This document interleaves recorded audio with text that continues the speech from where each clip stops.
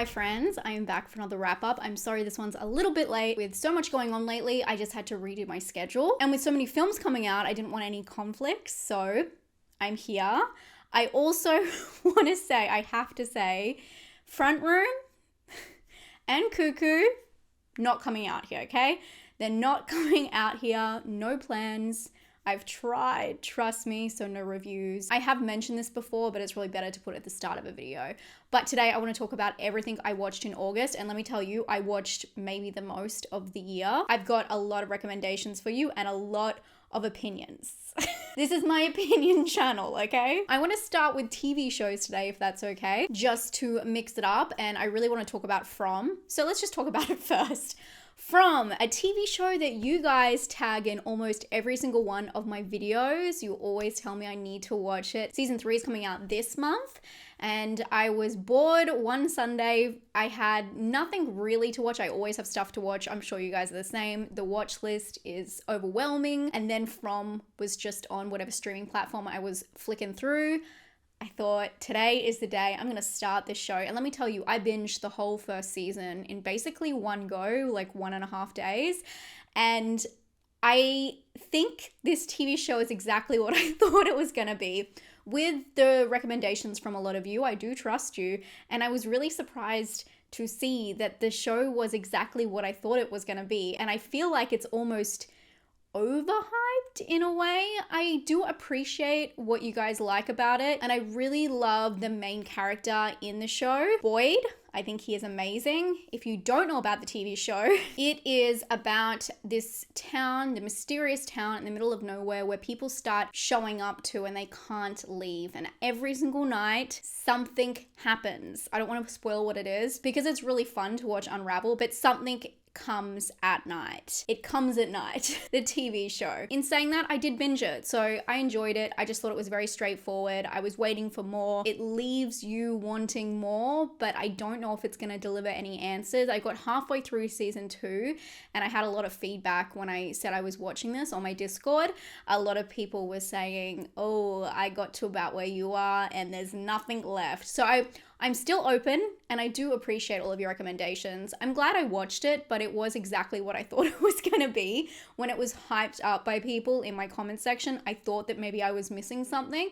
But if you are looking for a TV show that is very Stephen King-esque, and I mean that in terms of the characters, it's got those small town characters, and it's a combination of the survival aspects of The Walking Dead, but also trapped in a place like Lost, check out From. The new season's coming up, so there's lots of content if you want to binge. I watched The Boys season 4. I love The Boys. It's one of my favorite TV shows, I have to say. I think it's a bang for your buck. There is nothing like this TV show, especially after watching The Bear, which is totally unrelated.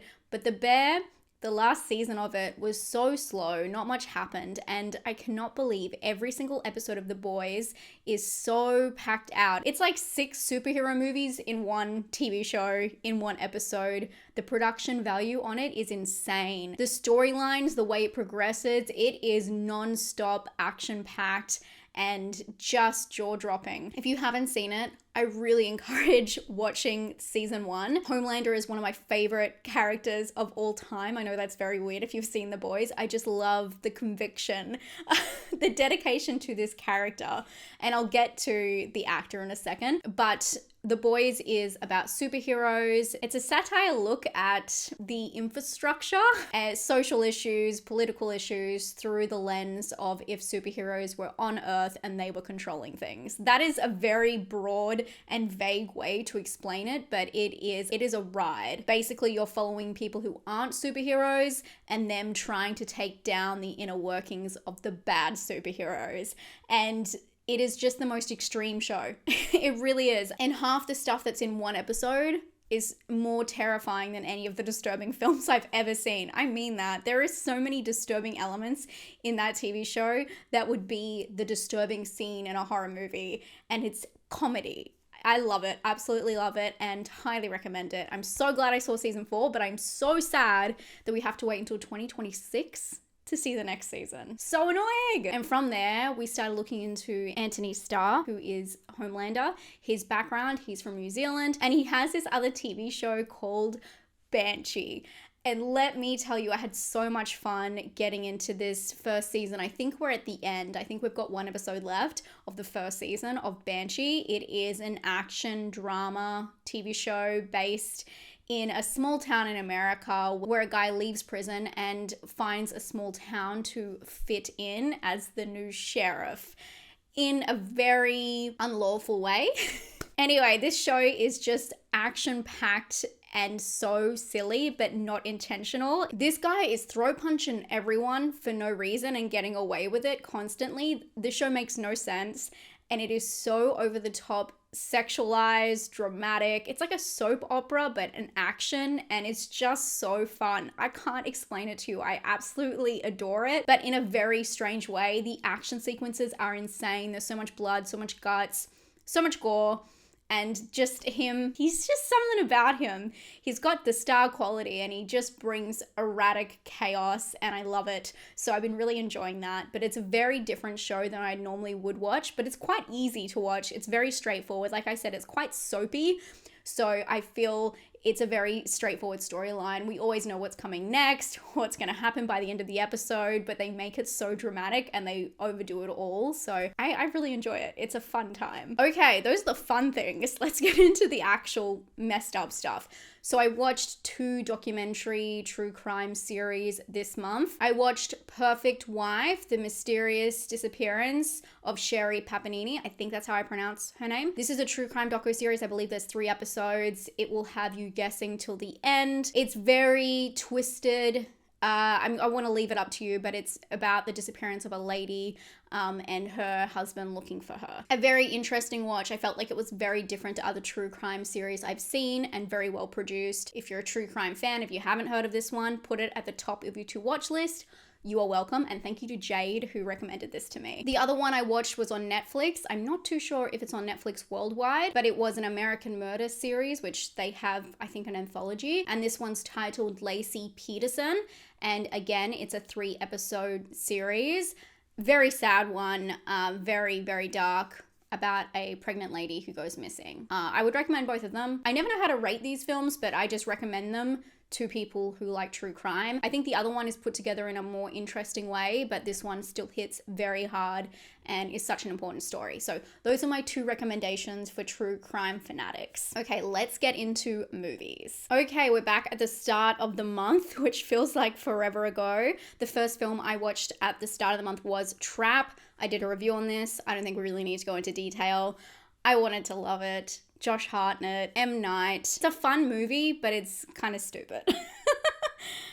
Safe House was the next one I watched. Oh, I do remember this one. This was just a really random crime drama that I watched with Ryan Reynolds in it and Denzel Washington. It's about a rookie agent who is manning this safe house. It's a criminal on the run. He is brought in, but he is like full of government secrets and he tries to brainwash him. Anyway, they end up on the run together and it's just very much a twisted back and forth case. I think it's all right. I think it's rated, I think it's rated pretty good. I think it's very much in the middle or more, I guess, positive. If you're into true crime and you haven't seen this one, it's quite a twisted tale, but very heavy on the crime, very heavy on government conspiracy, CIA, all that kind of stuff. But it did have me guessing to the end. So I think it's a fine crime if you're into watching crime. Talking about crime, a true crime. It Ends With Us. This film, oh my God, are you guys sick of hearing about the drama? Because I am, and I love drama. This is so twisted. I went and saw this. I went and saw the local premiere. I did a come with me on my Patreon. If you don't know, I do have a Patreon. I do bonus videos every single week for it. They're a little bit more rough and raw, but a lot of come with me's for movies that don't fit this channel. And that's just linked down below always. It's $2 a month US and you get a bonus video every single week. That's just the base level. I went and saw It Ends With Us. I didn't know much about it. I had been instructed not to read the book just in general because a lot of people I talk to about books do not think it's a good book. If you like the book, I totally get it. And I do think it's up for interpretation and definitely to a certain person's perspective. I do agree with a lot of what people are saying about the way the film was marketed, because when I went to my premiere, it had flowers everywhere. In fact, we were given flowers as like a little memento when we left. And I knew by the title, It Ends With Us, that it was going to end. You know, something was coming, and I knew it was a story. If you don't know, it's a story about domestic abuse. But I think from my personal perspective, I just didn't enjoy the way it was put together in the movie. But I know I'm not really the demographic. I really do think that this movie was made for people who love the book and love that kind of writing style, and it just wasn't for me. So I didn't like it. I felt like a lot of it was quite cringy, but I do know it holds a special place for a lot of people, so I don't want to diminish that at the same time. The next thing I did is I rewatched Velvet Buzzsaw because it had been so many years since I saw this, and it has one of my favorite casts ever. I mean, it's got Toni Collette and Jake Gyllenhaal, who are two of my favorite actors. It's just like John Malkovich. It's just a crazy film about art critics. It's a horror. I thought I was going to love this. I remember where I was when I first watched it, and I remember being so disappointed. So I really wanted to revisit it. Now it had been so many years, and I have to tell you, I totally agree with what I thought the first time I saw it. This film is so strange and so slow, and really all of the good parts are in the trailer, which we're used to now, but it really presents itself as being this dark and twisted journey. And it's meant to be also a satire on the art world and critics. And I just don't feel like it hits any of those marks. I wanted to love this movie so much, even rewatching it. It does have a few cool, gory moments. And the core story about this haunted artist is really interesting. But I recommend, if you did like this, or if you're looking for something that is more towards that central storyline, if you haven't checked out Devil's Candy, highly recommend. I feel like that's the better version of this. Not really similar at all, but same idea with a haunted art. Moving on, another true crime doco. This one's just doco length. What Jennifer Did. I'm sure a lot of you guys have seen, if you're into true crime and you haven't seen this, I'm sure you've seen tapes of Jennifer being interrogated. They went viral when this happened. Basically, this follows a story from the start to her being investigated of Jennifer Pan when she calls 911 to report that someone is in her house attacking her parents. Twisted journey. It's very chilling. It puts it together in a very matter-of-the-fact way, which I like. I do love overproduction true crime, but sometimes it's really nice to just get the story straightforward, and I felt like this one does a good job at that. If you like a straightforward story and you're interested in this one, I do recommend it. After that, I watched Mother's Instinct. This one popped up on Prime for me, but I think it's available on other platforms now. I think it might be on Netflix now, in Australia at least. This is Anne Hathaway and Jessica Chastain, two neighbors who go through this traumatic event together and have to kind of learn how to live afterwards, but something seems incredibly wrong with one of them. The way it all unravels is quite interesting. It's a did she or didn't she kind of thing. It makes you feel paranoid. I feel like it keeps you on your toes with that. But other than that, I felt like it was a very straightforward story, but I think it's worth a watch for maybe like a Sunday afternoon watch. It's more of a thriller drama. I love when I say the most disturbing things about the most disturbing movies. Just a Sunday afternoon, you know, with some high tea. But for me, it wasn't amazing, but it's definitely a interesting watch through streaming, if that makes sense. It's a basic streaming watch. After that, I watched The Immaculate Room. I like this idea, but I feel like it's been done in so many different ways. And what I really didn't like was the end of this film. I just couldn't get my head around it. But it's a really cool concept. It's a sci-fi horror where a couple goes into a room and they're offered a large sum of money if they can stay until the end. I think it's, how long is it? How many days? 50 days inside this blank room with nothing to stimulate them. There's not really much going on. They're offered certain lifelines and it really plays on their paranoia. It seems like it would suit a short-formed format better, maybe a Black Mirror episode or a short film. I just didn't feel like it was twisted enough to extend to a runtime. I just felt like obviously you're watching them in a blank space for this long and it takes a while to get to the point and you kind of know where it's gonna go. But I mean, it scratches an itch for sure, but I felt there was some issues, especially with the ending. Strange Darling, I did a review for this. Absolutely loved this film. I think that this was one of the best kept secrets for me. And if you have seen it, I know you'll agree. I have done a whole review on this, so I'll leave that there. But if you haven't seen it, go watch it. Don't watch anything about it. Maybe you can watch my review. I promise I don't spoil anything. But really, don't talk to anyone about it. Everyone, keep your lips shut. Next, I watched The Whisperers. I did this with my friends that we have a little watch party that I was invited to recently. And they watch more, I guess, sophisticated classics than I'm used to. But I always love doing watch parties where I don't get to pick the film. And it just broadens my horizon, makes me watch something different. This film is about an elderly lady who is basically taken advantage of by the system. It's about an older woman who lives alone, and her son comes and commits a crime, and she's left to pick up the pieces, and all the people who take advantage of her along the way. So a very sad film. I do appreciate the core message, but I just didn't enjoy it as much as I hoped to. Next, I watched Alien. I did a rewatch of Alien before I watched Alien Romulus. Love Alien. Always love an Alien rewatch, who doesn't? And I enjoyed Romulus. I went and I did a review on that one, so you can check that out. I then watched Ma. This was another rewatch. I hadn't seen Ma in so long, and we did it for Does This Offend You, which will be on my channel this month, so watch out for announcements of that. But it was Ma, and what was the other film? Oh, Nightmare on Elm Street, of course. Can you connect the dots? Ma, a rewatch of this film. Oh my God, Octavia Spencer. I love her so much, and it makes me so sad because I did a lot of research into her character when I was doing the Does This Offend You, which is a stream I do every single month on either my channel or my friend Vicky, Nightmare Maven's channel. It made me so sad because she loved Ma Octavia. She put her heart and soul into it, and it just didn't quite work out. The editing of this film is atrocious. It is forward, backwards, it is all over the place. There's so many different crumbs put in and answers not given, the mental health aspect of it. There's a lot of strangeness in this film, and you can see that on the surface level, and I can tell you when you dig deeper into the way the film was made, it gets even more confusing. So Ma was just something I wish could have worked, and it just didn't work for me. If you don't know about Ma, by the way, it is about a woman who meets a group of kids and gives them alcohol underage, and then forms a unhealthy, obviously, bond with them.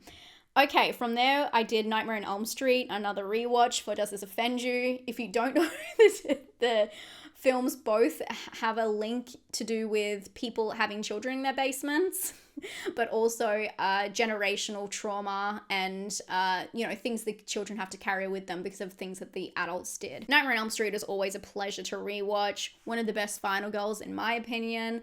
Love the Johnny Depp scene. I don't think I have to explain Nightmare on Elm Street to you guys. I'm a fan. If I had to choose from the big three, Freddy, Michael, or Jason, it's Freddy every time for me. I don't know about you guys. Let me know your favorite down below. After that, I watched Star of Acre. I liked this film. I wanted to love it. All of them I want to love. I never watch a film in hopes that it's bad. That's crazy. This is based on a book, and it's a very interesting folklore story. So if you like folklore, definitely write this one down. It is worth a watch. It also has Matt Smith and Morfydd Clark. Morfydd Clark, of course, well known for her role in Saint Maud. This film, I was like, where is this going? But it's about two parents whose son starts acting strange, and they return home to this land that has some folklore history set upon it. And just from there, things get very weird, very fast, visually beautiful. It's a stunning film. The dressing, like the set dressing and also the costumes, I love it. If you like folklore and anything like that, I do recommend streaming this one. I think you'll like it. I wanted to love it. But yeah, I can't say too much because I don't want to give it away. But it is worth it if you like folklore, for sure. I rewatched I Saw the TV Glow. I got to see this in the cinema, which I was very excited about. It is only starting to be shown in cinemas in Australia now, which is crazy. It's getting to the point of the year where they're refusing to give us films. We were so good up until now. I think this is an incredible film. It is about two kids who connect in school over their love or interest in a TV show and their journey throughout their lives and self-discovery because of that. It is a raw film. I cried my eyes out seeing it the second time in the cinema. It's so powerful and so, oh my God, don't make me cry. I'm so dramatic. I love this, more the second time. I'm so glad I put it in my top 10 of so far in the year, and it's definitely going to stay there. After this, I watched The Cremator. Thanks, Corey. Corey recommended this for a hangout pick, which is in my Discord. And this is a very intense film. It's about this cremator in the late 30s and his psyche. I guess it's a exploration of his psyche and his interpretation of life and who he is on Earth. Turns into a kind of a horror, but it is a long drama piece, a lot of self-reflection, a lot of internal dialogue. And the one thing about this film is there is no gap. It's not like a long film where you get these beautiful exterior shots and setups and nothing like that. It's every single piece of dialogue leads into another piece of dialogue. So it's non-stop. It's like mumblecore. It's non-stop talking. It reminded me a lot of the house that Jack built because of the self-reflection of the main character. Not the storyline, but just the reflection. Oh, maybe some of the storyline, but the reflection and his role in society during that time, historically, in what he was doing. It's a very big pill to swallow. I enjoyed it, but it's a lot. It was a lot. It just gets worse. So if you didn't know, I did a video which was going through a disturbing iceberg I found. Thank you to everyone who watched that video. It has a really fun surprise at the end. So I really appreciate if you watched it. It took me forever to make those different videos that aren't my normal style. I try something new and I'm really, really happy that you guys enjoy coming along with the ride with me. I really want to do my own disturbing iceberg one day, but I have like 600 films I'd want to put on it, so I don't even know how to start tackling that. But thank you so much if you're interested in that. I do have another iceberg that I did save when I was doing my research, so if you guys want a different one, I will do another small one. Let me know. Okay. But this is a film I had to watch for my iceberg video, and let me tell you, I've never regretted anything so much in my life. This is The Wedding Trough. You can see what it says there, all known as the Pig movie. It's about a man on a farm who falls in love with a pig. Not really falls in love, but has a relationship with a pig, and it gets so... That is not the most disturbing part by any means. A lot of what happens off screen. I know I sound so crazy talking about this. This is what I do. I watch a lot for you guys. It's all for you, Damien. It's all for you. I feel at this point, Damien made me do this. This movie really tested me, and there's art, and then there's Wedding Trough. That's all I want to say. I rewatched 7 as well because I felt like I just hadn't seen it recently and I wanted to talk about it in that video. And sometimes if I don't feel confident really putting my own thoughts on there until I have it at the forefront of my brain. And this is just one. I like 7 a lot. I think it's a good film, especially I love Brad Pitt's rookie role in it. I love David Fincher's work, and this is one of my films that I don't return to as much. I really enjoyed rewatching this and it got me into you'll see, we went into a whole thing. It's about a rookie detective who is working with a soon to be retired detective on this new case that comes up about a serial killer who's obsessed with the 7 deadly sins.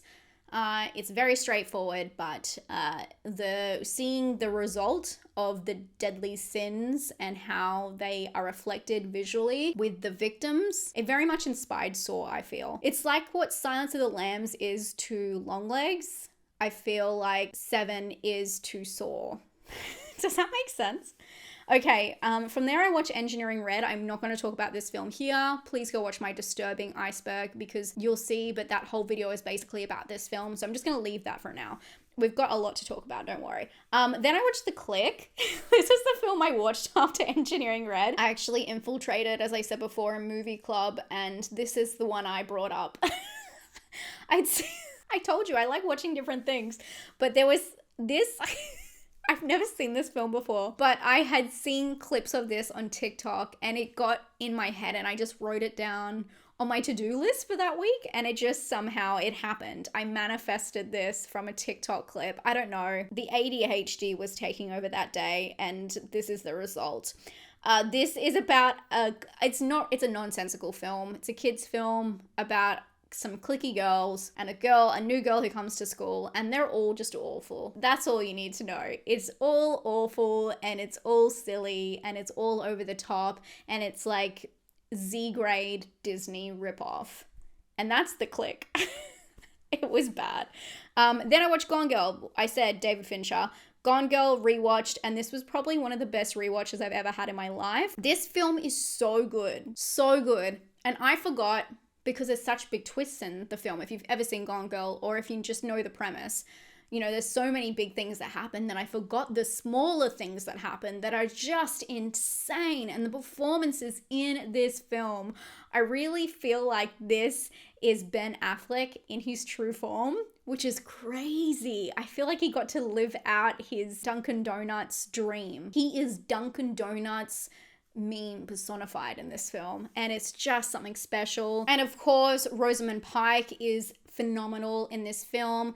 There are so many amazing scenes. If you don't know, it's about a woman who goes missing. That's all you need to know. This is one of my favorite films. I feel like it's a near perfect film. There's a little section that I feel like is a little bit slow, but other than that, what a fantastic rewatch. This made my weekend, or whenever I watched it. I think I watched it on a weekend. It made it. And then I watched Basic Instinct. I was looking for other twisted kind of romance tales, and this came up. I've seen this film before. I'm going to live change my score to 4 because I have not stopped thinking about this film. But first I want to say, since I'm being super candid today, Michael Douglas, I don't understand. He's in so many of these like crime drama thrillers, especially in the 90s, and all these women are flocking to him, but really? Like Sharon Stone, really? Michael Douglas? Okay, I don't get it. I just never got it. His apartment in this one.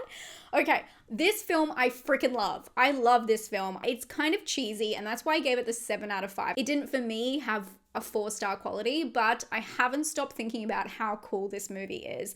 Basically, she is a writer, and she wrote about this horrific crime in a book, and it ended up happening to one of her ex-lovers, and it's a very specific crime. And then he is a cop who gets mixed up in her case. It is a twisted, sexy, everyone knows it for that scene, but that scene is not even a big part. It's crazy how many people focus on the hypersexual moments in this film when there's so much other devious, evil things going on. This is getting put on my rotation for rewatching every year for sure. I love this movie. The one thing I really don't like about it though is there's a disco scene where they're like at the club, and they're the most sexiest people alive in this film, right? And then they're so awkward in this scene. The way they're like dancing towards each other, it's the funniest thing I've ever seen, but it's perfection in its own way. It's very 90s, and I just love it. I love it. I want to get like an ice pick to put in my house. Just, I don't know what. That sounds very threatening. I love Basic Instinct. What a cool film. Blink Twice I watched and I did a review on. So interesting because when I went and saw it, it was the day of release and there was no content warning. Now there is a content warning. So thank you to everyone who let me know in my review. If you do want to check that out, I have a spoiler-free review. But that was really interesting, that update. Then I watched The Talented Mr. Ripley. I have seen this film before, but I could not remember it. I was into the twisted romance kind of vibe, thriller, romance, deception. So this fit into that category for the other ones we were talking about earlier. This is more of a complicated story, I would say, about a man who travels to Italy, I believe it's Italy, to bring back this wealthy young man. He's sent there by the man's parents, and they want to bring him back from Italy, and it shows the strain on the relationship between his parents and him, but also the guy who is sent there is not who he seems, and it becomes this twisted tale of trying to cover his tracks. Some great acting in here, especially from Jude Law. His character is flawless in this. Gwyneth Paltrow, Cate Blanchett, of course, the late Philip Seymour Hoffman, who I adore, and Matt Damon's also there. Matt Damon's the lead. Matt Damon's a good morpher, so I guess he's a good person for this because I just don't feel like he has any distinct characteristics to him. I feel like he can really mold into any character. And I think that is actually a positive thing for an actor. We're not typecasting him because he really can fit into so many different roles and go undetected as himself, even for a very famous actor. Everyone knows who Matt Damon is. And from there, I rewatched The Crow before seeing the new Crow, which I've spoken about in my review. I really liked rewatching the original and getting into the vibe. It's all about the music and the setting and the stylization. It feels so film noir and like crime, and it's so dark and gothic. I really liked that. And then I watched the new one and you can see my thoughts on that. I then watched Bookworm, which I was excited to see because it's Elijah Wood back in New Zealand. He loves doing New Zealand projects. And in this film, he plays an illusionist, which I thought was so cool. And it's about him reconnecting with his daughter, who he doesn't know very well. And they go on this kind of like side quest to go find a panther. I think it's a panther. I thought this film was okay. It's not really my demographic. It's more of a children's film. It's very straightforward. It's very wholesome. And it has a very strange structure.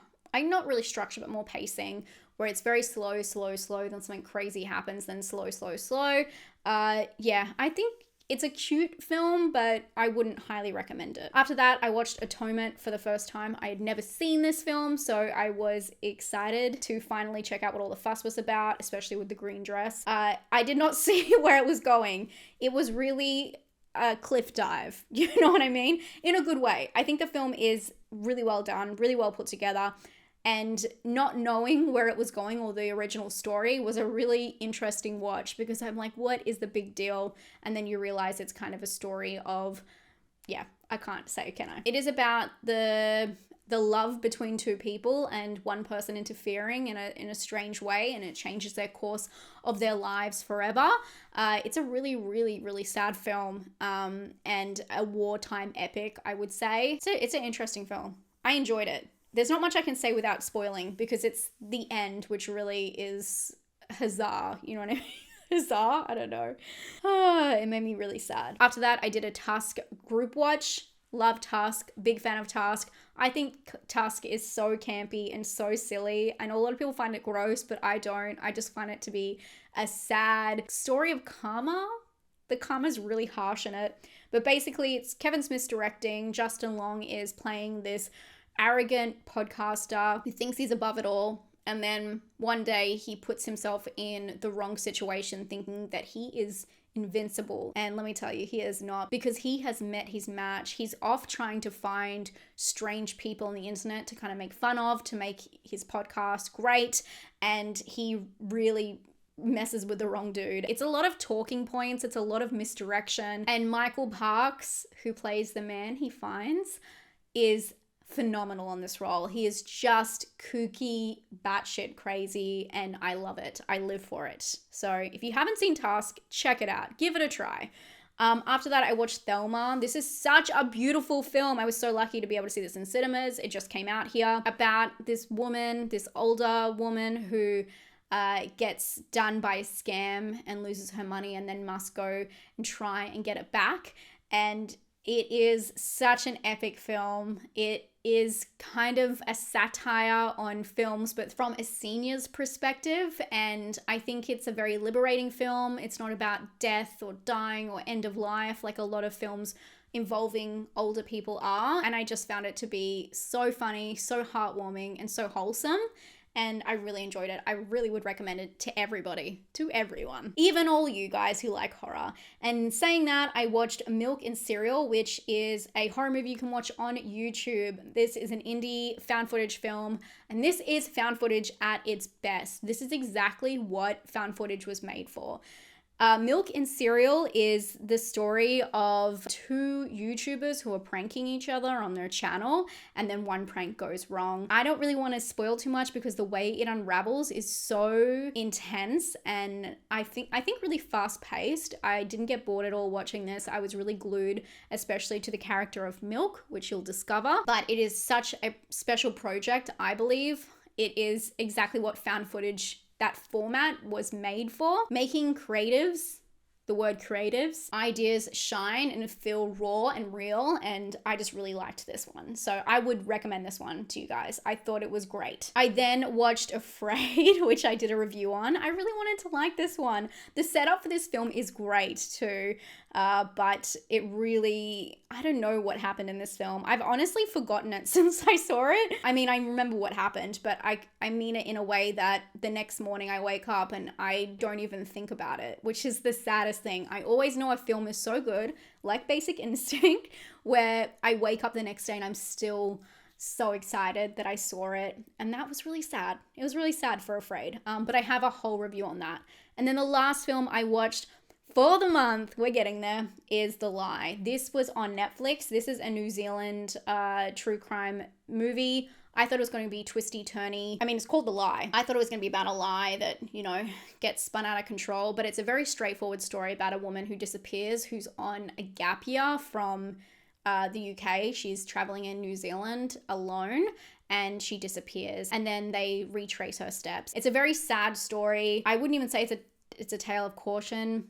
It the whole thing is just this really gross, evil, it's vile, and it really left me unsettled and sad, but I thought it was told really well, and yeah, my heart just goes out to her family. Sorry to finish it like that, guys.